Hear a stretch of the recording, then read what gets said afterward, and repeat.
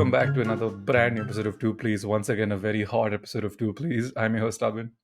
And I'm your co-host, Rohit. We are back again for another two-parter. So a couple of years ago, I think, okay, so really, generally, the whole idea for this came to be was, it's been 3 years since by the time this episode comes on, it is going to be the 3-year anniversary of Two Please. We began mid-April of 2021. We are going to be in mid-April of 2024. And somehow, miraculously, this thing has been running. So we thought we'll do like a tribute act for the first 1 month of when we were just giving a bunch of topics on various films, and primarily that were theme based. So once again, after having a lot of feedback for the first episode rather the last episode that we'd done, where we'd done junk food films, I reached out to our community and they came back with films that really scared the shit out of them as adults as well as teenagers. So we'd done an episode prior, which was the Monsters Under Our Bed episode back in 2021. So you could consider this to be the spiritual sequel to it. I now empathize with studio executives who keep greenlighting sequels, right? I can see how that entire situation plays out. Probably you have a KRA of, you have to make X movies, you have to put out X movies in a year. And then somewhere midway when they're lagging behind, they're like, oh shit, fine, let's just, we don't have a plan. Let's just make a sequel for that. We already have the IP, let's build on it. Yeah. Which is exactly what we keep bad-mouthing them. That's exactly what we're doing. We're hypocrites. We're all hypocrites in our own way. But somehow, like, it seems to, from like a feedback perspective, these episodes do work, and there's a great love for it and appreciation for these episodes. So we'll keep doing them. Whatever the community says, we will obviously do it for them. Of course, there is stuff for us that we do as well. Rohit is famous for it. I am famous for it. But this is purely for the community. We love you guys. Let's start the show.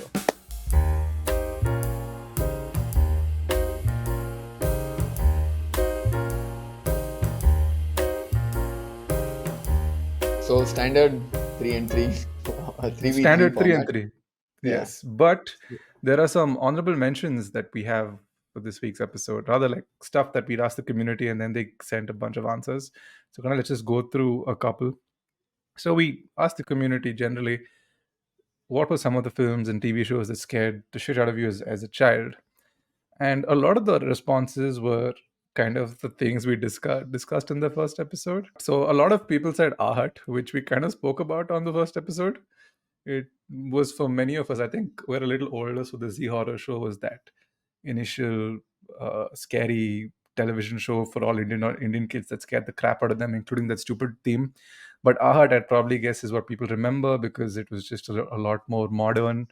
And it came up at the time when all of us could remember shit like that, right? Yeah. So Aahat was definitely there. Temple of Doom, I think we've spoken about this on prior episodes. My sister was the one that came back with it and said, dude, it scared the crap out of me. And another friend of ours, Tanmay, said Signs and Sixth Sense. Signs, I think, is a great shout. 2/3 of the great shout. 2/3 of that film is absolutely batshit scary. And then personally, the climax doesn't work for me. That whole bat swinging nonsense that happens in the end. It's too watered down. Yeah, it's not something I'm particularly a big fan of. Sixth Sense, dude, absolutely 100%. That film is frightening as hell. Again, we covered this in Plot Twists, if I remember correctly. Yes, yeah. I was wondering where it is, but yeah, like all of these movies we're going to be talking about, we have spoken about it in passing somewhere or the other. We've been doing this for 3 years, so please forgive us if we have retread on a certain topic. The Exorcism of Emily Rose. Now, this kind of made Rohit's list when we were discussing what the 3v3 format was going to be. Again, this is what a horror movie masquerading as a courtroom drama. One of Scott Derrickson's, the director, one of his other films is on my list. I guess, I mean, you'll have to wait and see. Oh, I didn't know this was Scott Derrickson. That makes a lot of sense. It is a surprisingly scary movie. I remember, apart from the main reveal of the demons in Emily Rose towards the end, even there's a scene in her college dorm, which is, I know, those scenes are vivid in my memory. Again, great shot. That is a genuinely scary. Jennifer Carpenter, no? I keep calling her Deborah Carpenter. Yes. Deborah is what character she plays on Dexter. Deborah Morgan. So, no, it's just, I think what Tom Wilkinson, Jennifer Carpenter, and Laura Linney, and I think it's based on the. It's supposed to be based on a true story, right? Or the exorcism of Annalise Michelle. Michelle. Yeah. Yes. So again, there's a lot of courtroom drama, but every time you're just like, oh, courtroom drama, you kind of relax, the horror element kicks in again, and you're back up Yeah. again. So it's a very unnerving but a really riveting experience. The other shouts included Ghostbuster 2. And for a friend of the podcast, Fala said he didn't bathe for a week because of the slime monster in the bath. I get it. That it was very creepy imagery as a kid. I think for me personally, that wasn't as scary because I, for some reason or the other, seen the whole the blood sequence from Nightmare on Elm Street. For those of you who know what I'm talking about, that's in the bedroom where like Freddy shows up in this guy's dream and there's an explosion of blood in the bedroom. That terrified me. So the slime bath was kind of like child's play compared to it. If you want to know how I ended up seeing that as a 6-year-old, blame my family. We have discussed this in explicit detail on the Monsters Under Our Bed episode. Do check that out if you haven't heard it yet. Woe. I have not seen Woe, but I've heard a lot of people speak about it. This is the Indian remake of It. It again. But I have not seen it. People said it kind of terrified them. Anaconda again popped up. Makdi, which is a favorite. I mean, 2003, Shabana Azmi dressed up as a witch. Vishal Yeah. Bharadwaj again, quite terrifying. I remember being really creeped out by it. Somebody said Courage the Lord of the Cowardly, Rings. yeah. You know what? Actually, they're not wrong.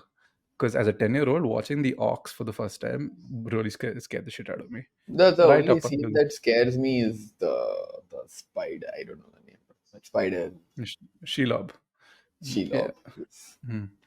No, but then yeah, I remember watching a lot of things in theater and being terrified of the Urukai. Just I don't know. I was 10 years old, man. I get where she's coming from. Yeah, I Uh, remember being terrified by the mediocrity of the movies. oh God, here we go again. No, not again. I will not get sucked into this argument. Okay. And the same Just like person has it was, also said Courage the Cowardly Dog. yeah.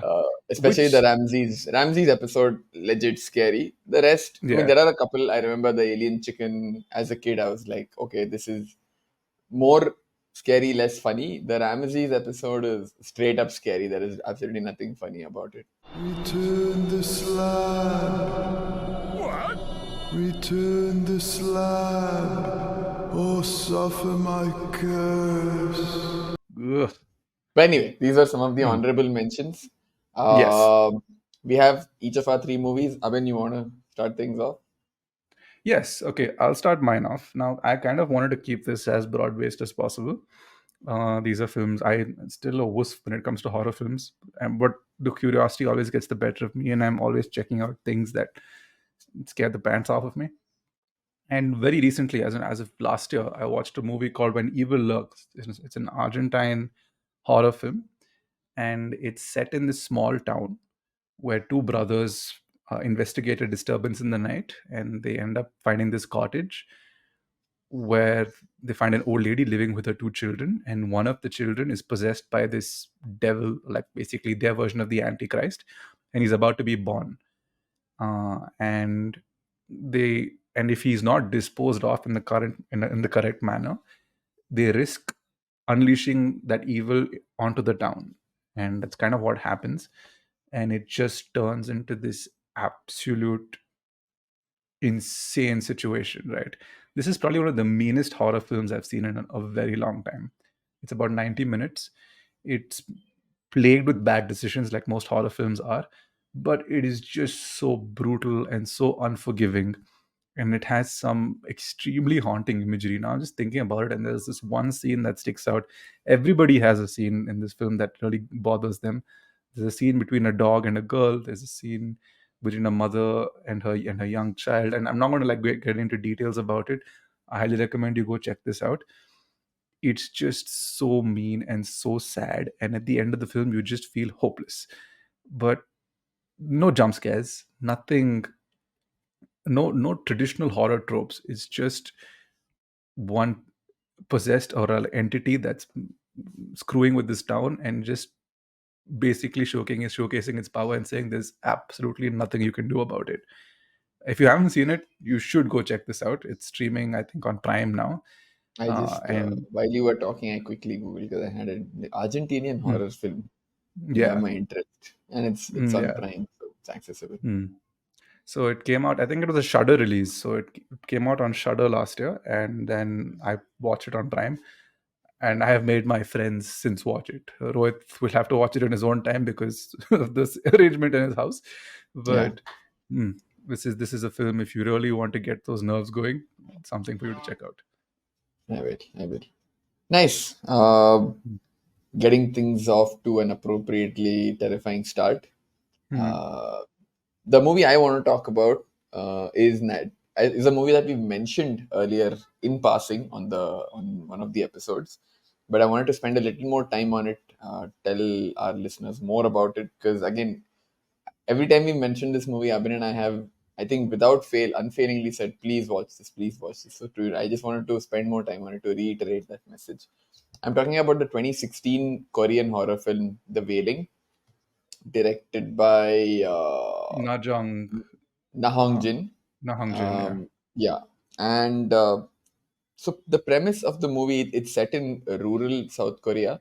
So what I would, yeah, it is rural. It's not even small town. It's proper. It's a South Korean village, and there's a newcomer, this old, slightly off-putting Japanese guy that comes into town, and people are curious as to who is he, what is he here for, and strange things, strange happenings start taking place in the village. There is this bumbling policeman who is in charge of the investigation to try and get to the bottom of what's happening. This guy is actually a source of a surprising amount of comic relief in the movie, right? There is, like, I kind of remember laughing out loud twice or thrice in what is otherwise an unflinching horror film, right? Yes. So there's this cop who's trying to get to the bottom of this, and slowly you start seeing this malevolent force poison the people of the town.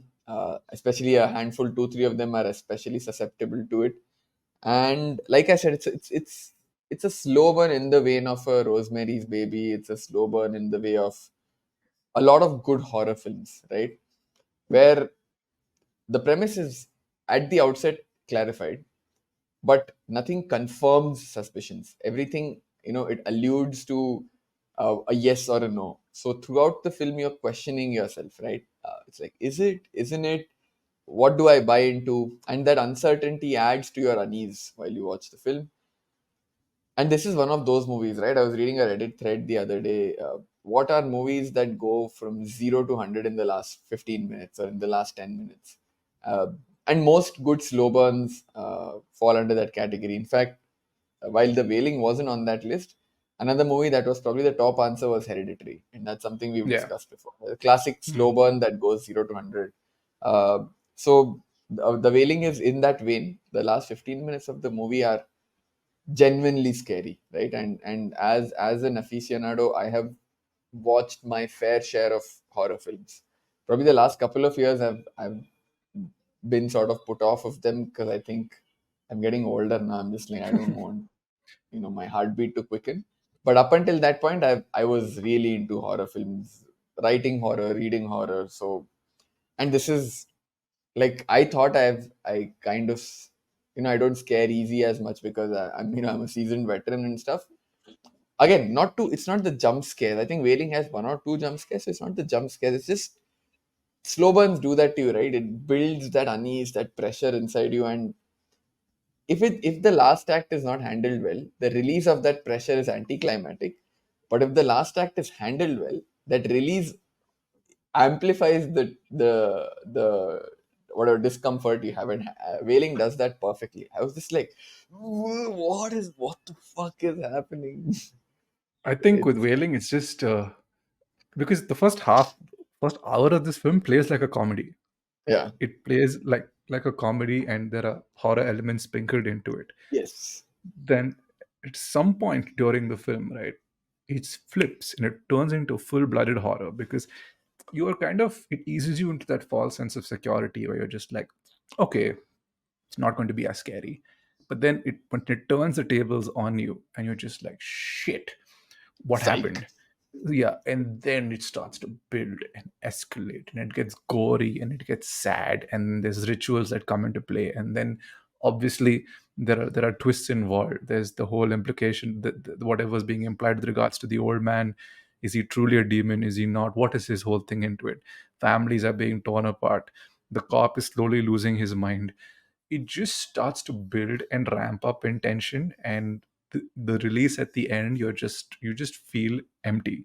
A good horror Yeah. film, and I've spoken about this in most places, is are films that hook onto you and they just don't let go. Or Mm. and The Wailing is a classic example of it. It's a very long film. I think it's near about 3 hours. I could be wrong, or if not more, but just about around the 3 hour mark. I suggested this to a friend, and they said, "Oh, for 2 hour 45 minutes, I need to read subtitles." I was like, "Okay, fine. It's not the most accessible to a general audience, but dude, this if there is in the last decade, The Wailing is easily in my top five horror. If not, I mean, the Hereditary to me I consider it to be the best horror film in the last 10, maybe even 20 years. I Yeah. don't think you will find a horror film better than Hereditary, but The Wailing comes pretty damn close. But yeah, that was my first movie. Mhm. Let's move on to the next one. Yeah. So, moving on very quickly, I want to talk about this film. I don't know. This is a film that has garnered a fair amount of hate. I watched it about 3, 4 nights ago again, and when I first time I watched it, I really liked it. Now, a lot of people would have said growing up that they watched the the genesis of this film's franchise, and to this day, many consider it to be the ultimate sci-fi horror, that being Alien, 1979's Alien, 79. directed by Ridley Scott. But I am one of the few people. I won't say one of the few. I mean, I'll get to that point. But my access to Alien, having grown up as a '90s kid, funnily enough, was through the AVP games, and then through Alien versus Predator, and then you've dripped down towards Alien, Aliens, Alien 3, Alien Resurrection, right? But I hadn't watched Aliens or Alien Resurrection prior to having watched Prometheus. I think Prometheus, which is the film I'm going to talk about, was the one that really got me hooked onto the franchise. Directed by Ridley Scott and written by Damon Lindelof, who is one of my favorite writers working in Hollywood. It is almost like a spiritual prequel to the Alien franchise. It's set a couple of years prior to whatever happens with Ripley and her ship, and it's very philosophical in its approach. It is filled with plot holes galore, some very stupid decisions, but it's about 2 hours long, just under over 2 hours, and it's a very riveting watch. It tells the story of these guys who are sent to search for life on a particular planet. The film opens up with this guy sacrificing himself, this engineer kind of character sacrificing himself so that his DNA flows into the water and humanity springs forth from it. So that's kind of how the film's premise begins. But then there's a lot of, like, much like Damon Lindelof, he kind of lets the audience fill in the gaps. So this is the kind of movie that once you finish watching, you go back and have ready discussions about, okay, what did that mean? What did this mean? That's the kind of film where it keeps things going. Not to say it doesn't work, even like as a standalone piece, right? The horror elements in this film are great. Numi Rapace Rapace, I don't know how you pronounce her name, Yeah. is a phenomenal lead in this film. The movie is populated with the most famous people you know working today. It has Numi Rapace, Idris Elba, Charlize Theron, Sean Harris, Rafe Spall, Benedict Michael Wong, Fassbender. Michael Fassbender, of course, who's the big central character, the guy who plays David, the android. You name it. It has Guy Pearce as Wayland. He's there in a blink and miss role. So you name it, they're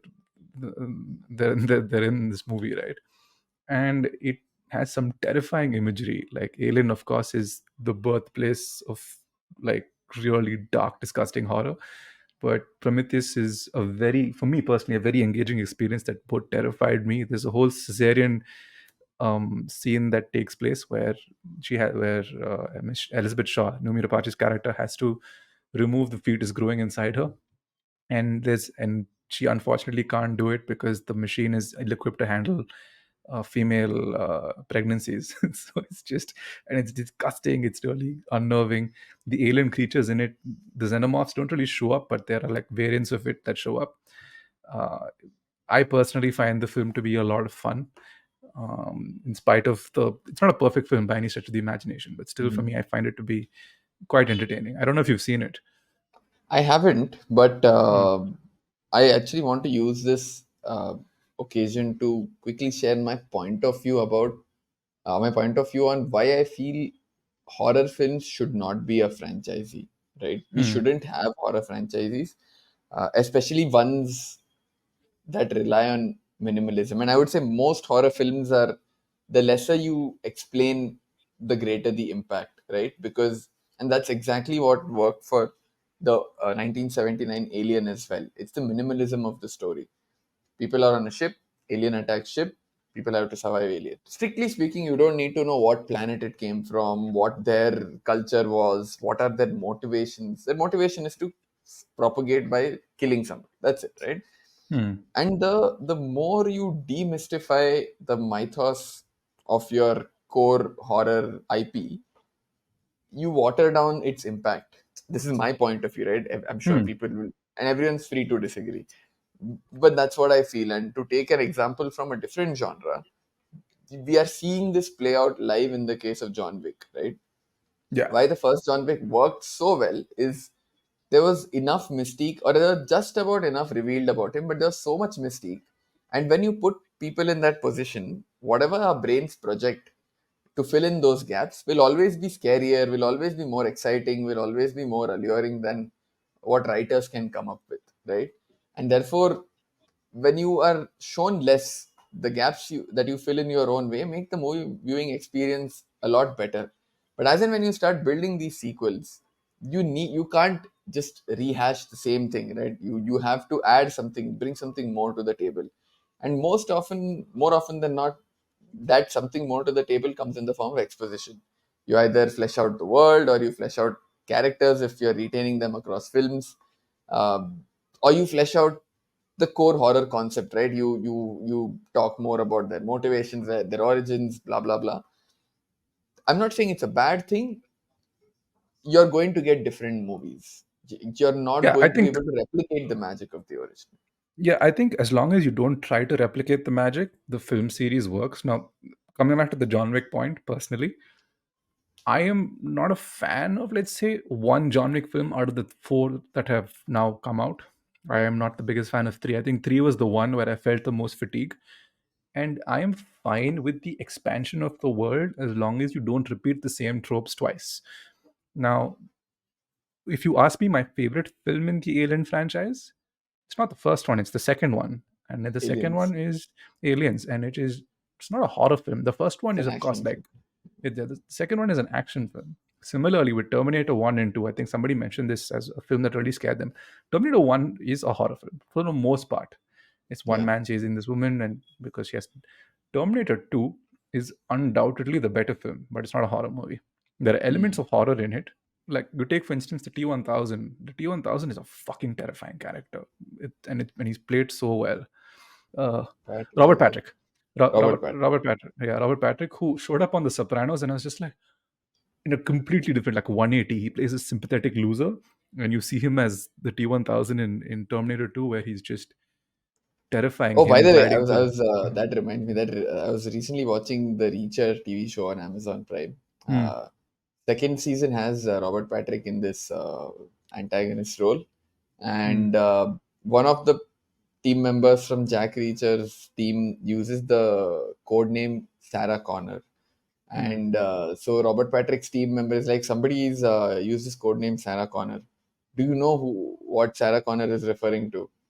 And Patrick Connor is like, Robert Patrick is like, I don't give a shit who that is. And I saw that scene, I'm like, hey. Oh, dude. I'm a big fan of T2. I think we all are, and we've spoken about it Yeah, yeah. at some And point. both But Aliens with and T2 was James Cameron. So James Cameron, dude yeah. just came So, in, like made the second. I mean, he also made Terminator okay. 1, but Hmm. whatever. He switched up genres in the second film. What parts one were horror in both cases, switched up to Hmm. action, and probably general For the better, consensus right? will be Hmm. for the better. Yeah, I mean, Aliens 3 is one of my favorite directors working, but of course, we all know the shit show that happened with David Fincher. But David Fincher, it's the just, director of Gone Girl. yes. Confirmed. This can't be a two please episode without the mention of Gone Girl. I think we should make it a thing. Every episode, How how can can we we fit? figure? How can How we can show how on Gone Girl? show what is this movie's connection to Gone Girl? 6 degrees of Gone Girl. 66 degrees of Gone Girl. Oh, we just birthed a segment. Lovely. Okay, so yeah, but anyway, coming back to Alien and just generally sequelitis, right? So for me, why Prometheus works, and I didn't quite like the sequel to it, Alien Covenant, where it plays off like a straight up horror film, right? I think there is Alien Romulus that's releasing a couple of months from now, uh, What and is happening? it's not. I Alien think it's Romulus, but Alien Maximus, Alien Aurelius. What's the plan here?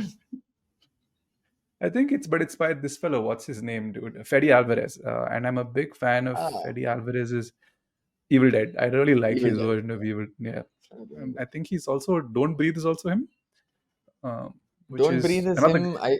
Yes, that Hmm, also is a. Let's keep it. I don't want to discuss it again. You'll say we yeah. mentioned it in this episode, and No, then no, we'll no, no. just. I explicitly remember making this moment to make a. I'm taking this moment to make a point that we are not going talking about Don't Breathe. Yes. Mhm. But yeah, my point being, especially with why Prometheus works, and getting back to this, is because there's a fair amount of ambiguity that leaves you with wanting more. It's like even with Alien, when you first watched the film and you didn't know much about the character, you wanted to know more, but you didn't don't want to spoil the mysticism or the mystique behind Yeah. the character, right? Like who is this dildo devil that keeps popping up and and face hugging people? And I guess that's why Prometheus, when it doesn't showcase a lot of that horror, the horror just comes from people's bad decisions and realizing why the engineers were choosing to do what they did makes for much more engaging viewing. Unraveling that puzzle is probably the most entertaining part of it. Yeah.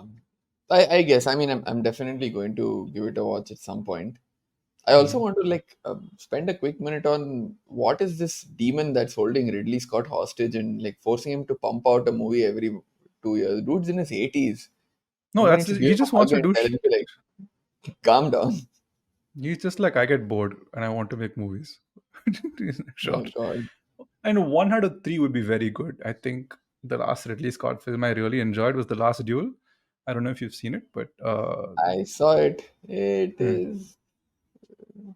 It is. it has Matt Damon in a French accent, which is the Yeah, most it's jarring. just weird. It's a weird film. Mhm. And it has Ben Affleck playing a king. It's just weird. Adam They Driver both is wrote it. watchable. He always is. But Hmm. They both wrote it, did they not? yeah, I think so. But yeah, I think we've spoken about this, and I think those kind of movies generally don't get made a lot these days. They That's usually true. biopics, yeah. And like even I was watching The Talented Mr. Ripley the other day. I haven't seen a movie like that in ages. True. It just True. There's a show we on it need that's more. come out now. Yeah, but then again, it is an IP of a film that has already been made, right? It's not Yeah, like some like an original IP that's popped out. true. Andrew Scott as Ripley. Intriguing. I don't know if I'll watch it, but Intriguing, yeah, intriguing. yeah. But Anyways, yeah, we let's digress. move We on. digress. Okay, I want to quickly get into my second film, which is 2014's It Follows. If I recall correctly, it has a bunch of not so famous actors. It's a fairly low budget film, probably the director's debut. Although don't quote me on that, I'm not sure. But the basic premise of the film is essentially when someone has sex, there is this curse that is passed on to them, and there's this kind of monster. It's not. I don't know if it's a monster. It's a ghoul, or it's this shape shifting creature which can take the appearance of anybody around you, known person to you or unknown to you, right? And all it does is this monster doesn't run. It has no guile, right? All it does is it just walks at like a regular pace, and it keeps following you. It will follow you 24/7, day, night, whatever, wherever you are, until if it catches you, it will kill you, right? And if you die, the person who the curse was on last, as in the person who had sex with you, then becomes this creature's target. And the Yeah. way you can avoid the curse is to have sex with another person, right? Who you've not slept with before, and thereby you pass the curse onward, right? And then that person becomes the target. Very simple premise. There's a lot of subtext if you want to read into it. People, there are interpretations which say the creature is referring to STDs, how you pass them on to one another, and it never goes away, right? Some Yeah. STDs are with you for life.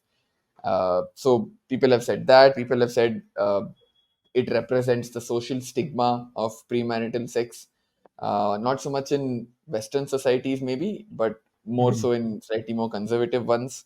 So there are different interpretations, different ways in which you can look at what that monster represents. But keeping those, highfalutin philosophical aspects aside, in pure horror aspects, it really works because oftentimes your creatures have some supernatural or superhuman power to them, and you can always rationalize it in your head. Yeah, they're getting the better of so and so because they're able to do this, they're able to teleport. Obviously the humans don't stand a chance. Here you have a creature that its only power, so to speak, is it can morph its appearance into anyone else's. Other than that, it literally, even when in the movie when they spot the creature and they start running away from it, the creature doesn't chase them. It still keeps walking at its glacial, like Cubbon Park pace, like you're taking a stroll, right? It's so the scariness of, or the horror doesn't come from any powers that it has, but the fact that because it can take the form of anyone, it's like anyone, the threat can come from anywhere. I remember one Yeah. scene very vividly in which the protagonist, I think her name is Jay, uh, she's aware that she's being chased and the monster is close at hand, but obviously she doesn't know uh, how it what it looks like, and she won't know which among all the people surrounding her, which one is the monster until it comes close enough for her to look at, glean its intention. So there's a scene where you see her point of view. So it's like camera looking at a bunch of people and it's panning slowly, right? So she's like looking around to see which one it is. And it's not just her, it's also you as the viewer looking Yeah. at, shit, is it that one? Is it that one? Is it that one? And that scene doesn't resolve that question. So it cuts away, and at a later point in that same scene, you see the creatures. So it's just that it leaves you hanging, and you are drawn into. You're not just watching the movie; you're drawn into it as somebody, as an unwilling participant, almost, right? So stuff like that, the screenplay and the cinematography have been employed really smartly to make it follow scary, uh, and just the sheer concept of it, right? uh, Curse being passed on as sex, there is no complexity. It's a very simple premise to understand. So your mental faculties are not wasted in trying to parse unnecessary information. You're hooked Yeah. into the movie from the get go. That's the simplicity of the viewing experience, in my view, also adds to the terrifying aspect of it. Oh, this movie is like a slow burn done right, and it's Yeah, just it's terrifying because you don't know who it, like you said, you don't know who it is, and there's that one scene on the beach that really messes with me because I think I haven't seen this film in quite some time, but if I were to remember it correctly, nobody else can see the demon except the one that is yeah, currently looking to possess, right? yeah. So you can't even tell your friends. I think there's one scene where the girl's hair goes up, and Yeah. then they And there's this and then huge it, guy. It's suddenly enters the house and yeah, almost. I was, oh yeah, oh dude, Oh that man. was absolutely terrifying, and it's a great allegory for premarital sex. Basically, that's what it is, right? It's STIs Yeah, and just generally the stigma, and it's a very warped take on it. Generally, yeah, the films that tend to take like do a warped take on societal taboos are quite there's a story there. Like if you want to write a horror film, take the concept of something that is frowned upon in general society, and and work with it. Like similarly with Hereditary, right? It's like a family breaking down. What is the worst way that a family can break down?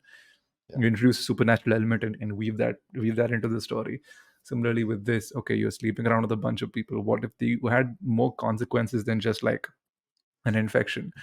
um, what would the supernatural angle to that be? And It Follows plays that perfectly well. I think they greenlit it for a sequel. It's called They Follow, and they've started shooting for Oh, it now. oh, It okay. 10 years later, right? I mean, it was bound to happen. The movie is Sequelitis. We are on sequel sequel. episode. We can't judge, Yeah, but we can't judge, but yeah, it's bound to happen. A very smart, like a very simple to understand horror film yeah. that is somehow, I don't know if we've mentioned this on prior episodes. It's also a great date night episode because it's just one of those weird. I mean, if It's a you con. absolutely want to rule out the chance of anything happening, watch this on your date night. Like, you Sure, want to make I know. sure nothing happens, right? So, Yeah. but yeah, that Oof. was my second film. Mm. Let's move on to your third one. We spoke about Scott Derrickson earlier on in this episode when we spoke when in his film that The Exorcism of Emily Rose, and how it was not made onto how it didn't make it onto the list.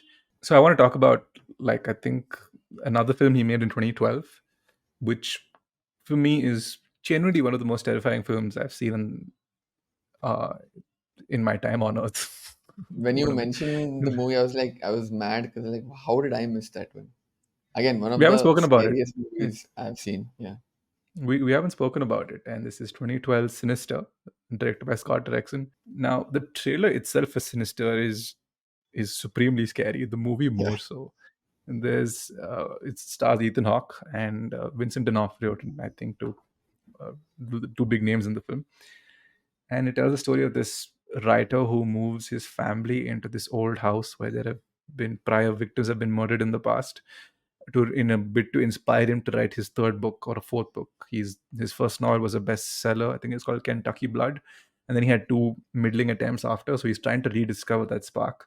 And in that house, in the attic, he discovers a bunch of like these Super 8 films, and which turn out to be snuff films, right? Of Yeah. families that have disappeared throughout the last 40, 50 years.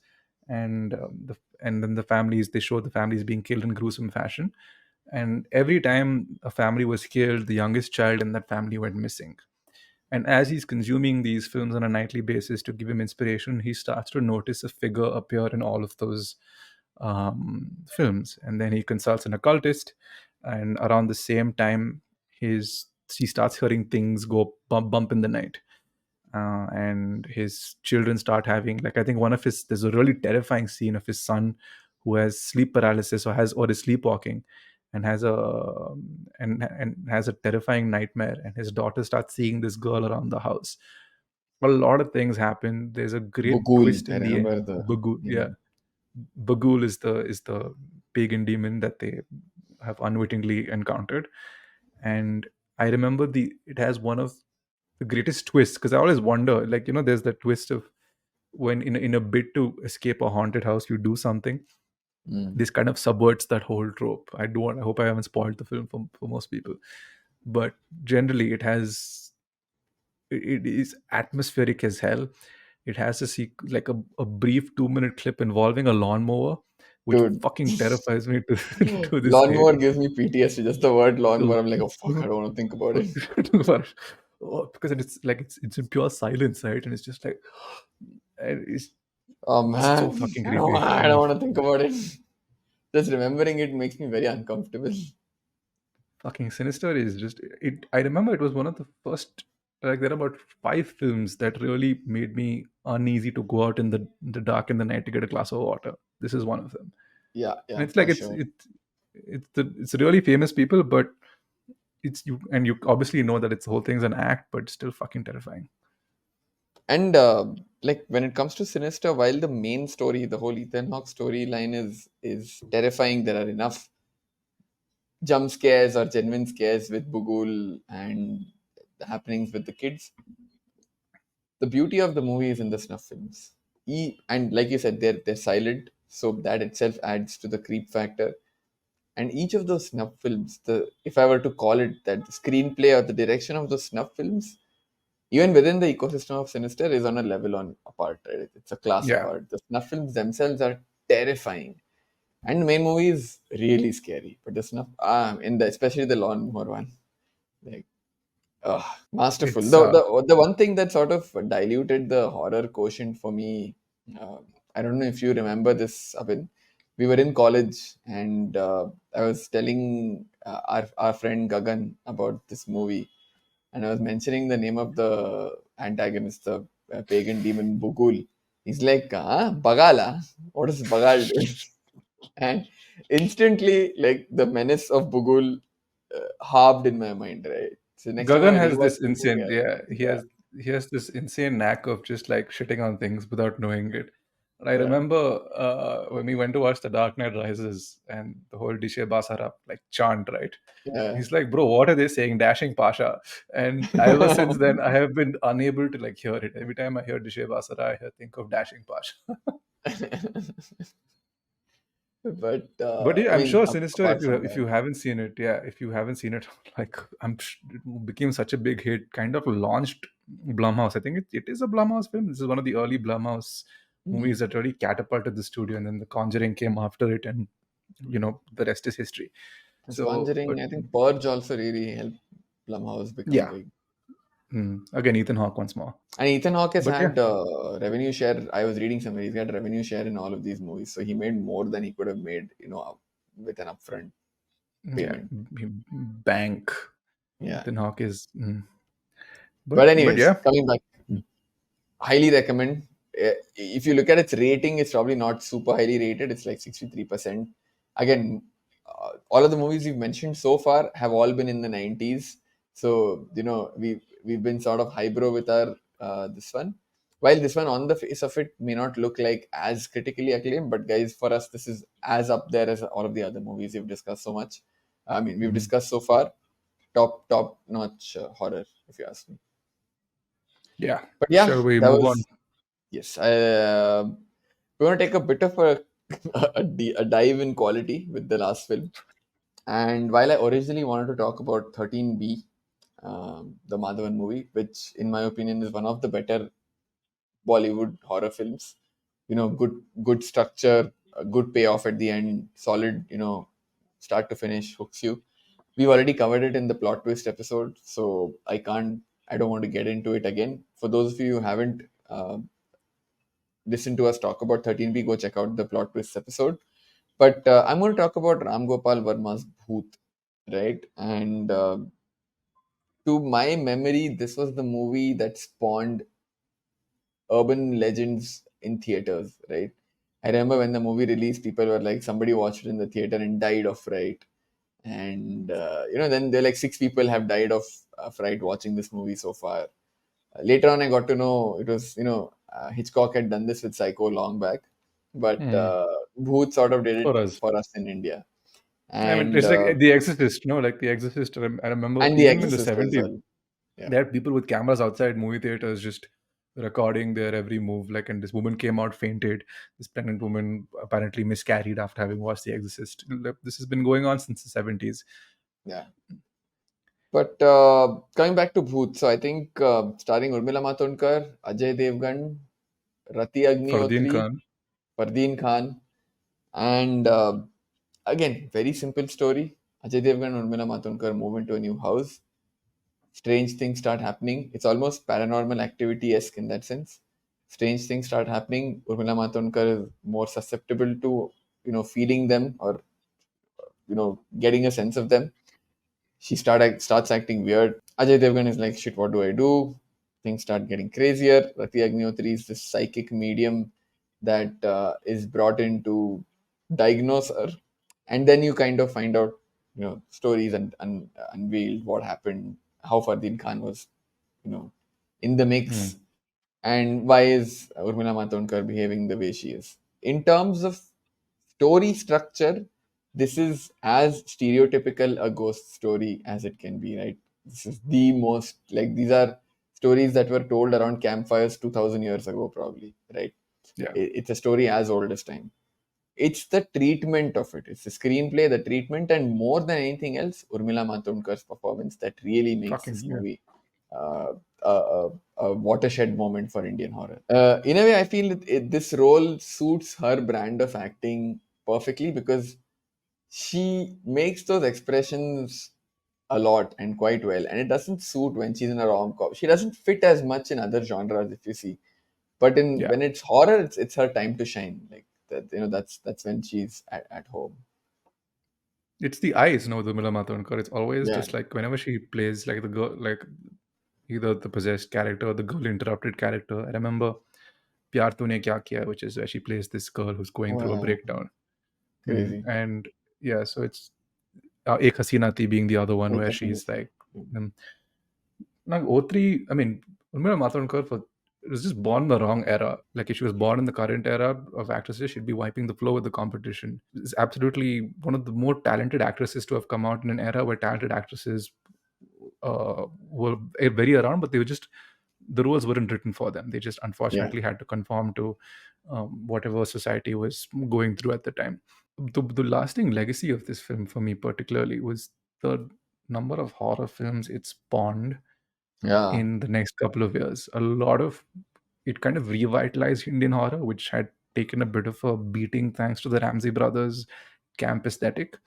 So when Booth came through, it kind of brought back that whole black magic, occult, supernatural situation. And for a few years, that they started revisiting that formula. I think soon after Booth or around the same time, because Raz also had come up around the same time. No, Mm. 2002 was 2003. Raz. Two or three. 2003 is, yeah, 2 or 3, which is like a remake of What Lies Beneath. Generally, those films started coming back to the fore. They became hits. Those are the reasons people were going to movie theaters. And I remember Booth, to this day, people talk about that whole sequence where she first investigates the bump in the night and how Mm. well it's done. And people still talk. You spoke about the screenplay and the treatment of the scene. It may not have aged well right now in terms because it's 2003, and generally 2003 films, um, like the mid 2000 Bollywood films, don't tend to look too great now in the current landscape. Mm. But that one particular scene, the open, that the first big scare that happens, still sticks in the memory because it was very well done. Ram Gopal Verma, before he went mad, was a director who knew what to do. And I think eventually, as films do, they always tend to tip the directors over the edge, and he's been an unfortunate victim of circumstance. Yeah. Quick correction. I think the medium they call is Rekha, not Rati Agnihotri. Rati Agnihotri is Oh, there in some other film. I remember she was playing this medium character, but mm, in this one it's Rekha. My bad. My bad. mm, But uh, but yeah, like you rightly said, it was bunch of like serendipitous things coming together. The horror genre hadn't had a good script or a good movie put out in a while. There was people were hungry for something like this. This and Raz showed that there were viewers for it. Uh, mhm. Ram Gopal Verma more often than not misses it, but when he hits, he really hits it. We've got Yeah. Satya, we've got Rangila, we've got his filmography is great, although it's literally diamonds in a lot of rough. So he got it right with Bhoot. So a lot of things came together, but unforgettable viewing experience at the other end of it. Yeah. Well, that's that. Anything? Any closing thoughts? Anything else you want to add before we call the episode? Uh, no, not. I mean, like I said, I'm a little more out of touch with horror than I was a couple of years ago. Stuff like a couple of good movies that have come out in the last couple of years I've not been on top of. But it's nice to go down uh, this lane because it takes me back to what was probably my golden era of film watching, right? Yeah. 2012 to 2018, I think I've watched on average 100 films a year. So obviously now today that is not possible. Yeah. If I'm able to watch say 20 films a year or 25, I consider myself lucky. But I know, and I know exactly the feeling. And but we yeah, it's run a just nice film to be podcast. I think the podcast helps push us in the direction because exactly they're like, okay, we need to exactly. consume content. But it's nice to go down that road.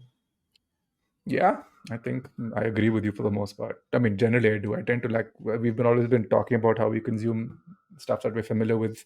So our knack of exploring new films is kind of taken a bit of a hit. But Yeah. given that we do this, and there's still a great love and medium for it. So I mean, love and passion because for the medium. So we it'll like it's a dip, right? Peaks and troughs. Maybe we're in a point where we're not consuming as much, but we're consuming good stuff. Yeah. Jesus, Abhin, you're melting. I know, dude. It's fucking hot. Yeah. Uh, But you're Sorry, on guys. top I floor, really no? With apologize. all that Yeah. wooden. Yeah. Uh, Cannot be good for you.